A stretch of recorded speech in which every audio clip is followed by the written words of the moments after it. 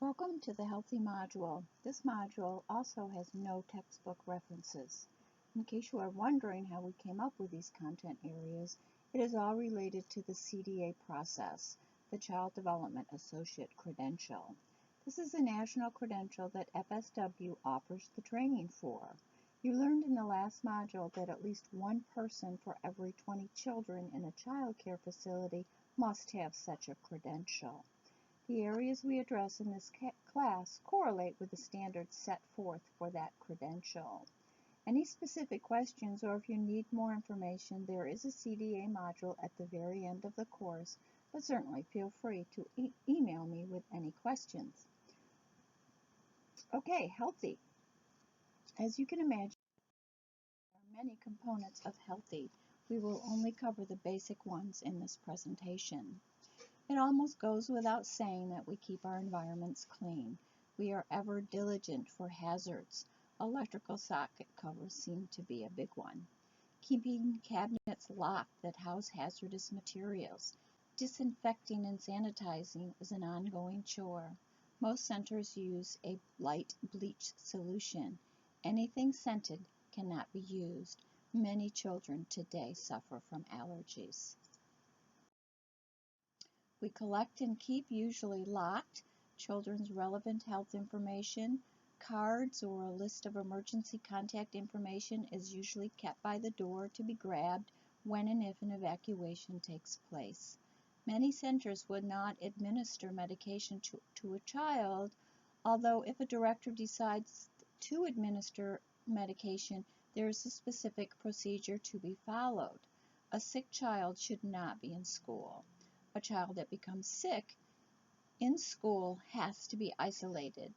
It will amaze you how fast an illness can spread. Be prepared to get sick your first year as a teacher. We spend lots of time being very close to our children, and many illnesses are contagious before they become evident. But just think, by year 5 you'll be immune to every known illness. Most centers have specific hygiene procedures. There are specific times of the week or the month when toys, desks, floors, cupboards, and anything that comes into contact with the children are washed, disinfected, and/or sanitized.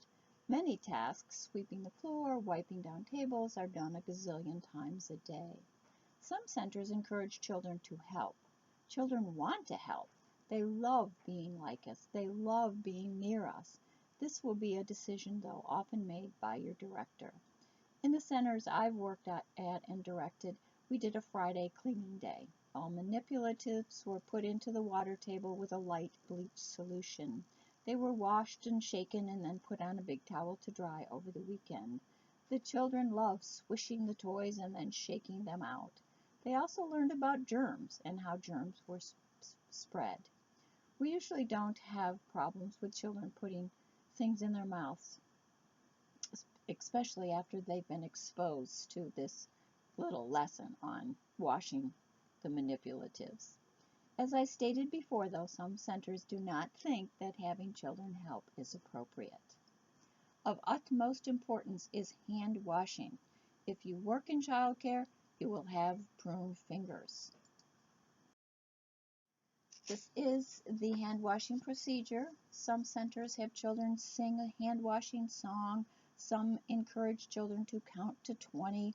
The hard part is to have the children take the paper towel, dry their hands before they turn the faucet off.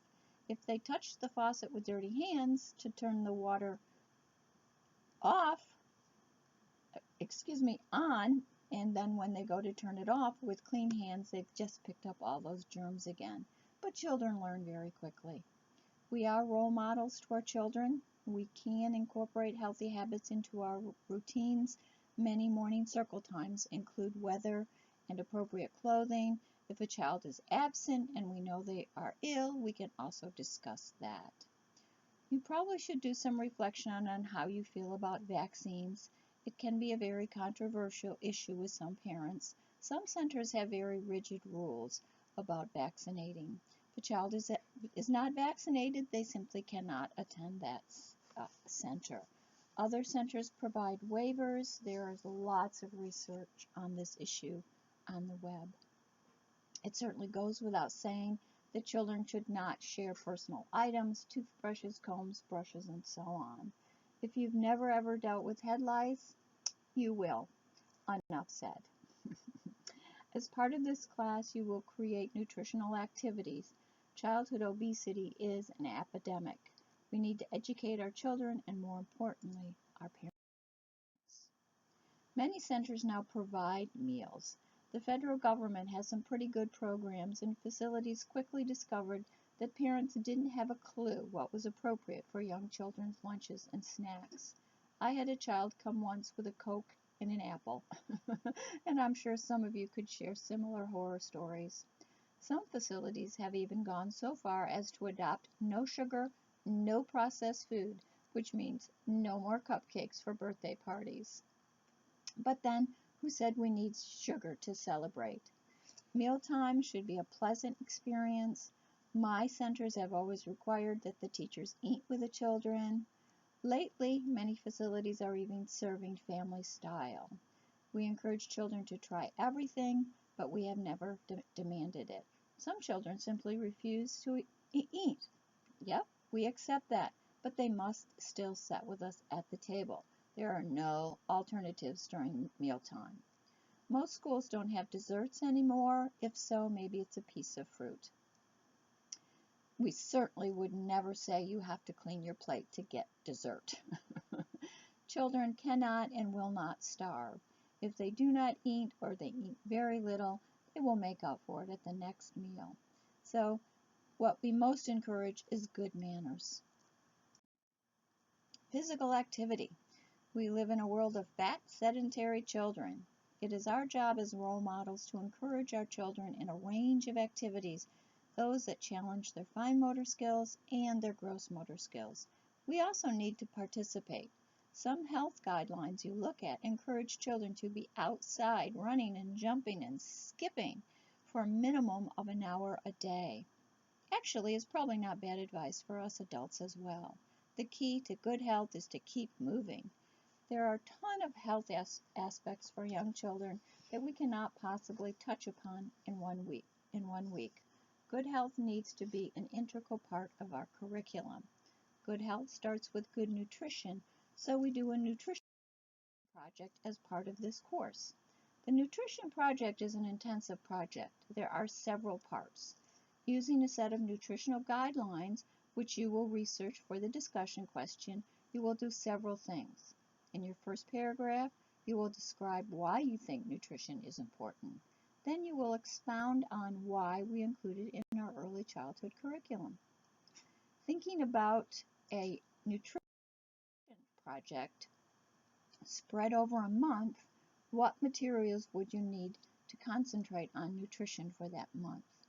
You then will construct an ideal nutrition plan for one day, breakfast, lunch, dinner, and a snack. Include the recipes. Pretend this would be used with parents that were having a difficult time with their weight. Lastly, you will plan a cooking experience. Construct a lesson plan so I could follow it if I were subbing in your classroom. Include the recipe and, of course, how you will use it with the children. That should keep you busy for several weeks. Any questions, please post to the virtual lounge so that everyone can enjoy the answers. As usual, any questions, concerns, compliments, or complaints, let me know.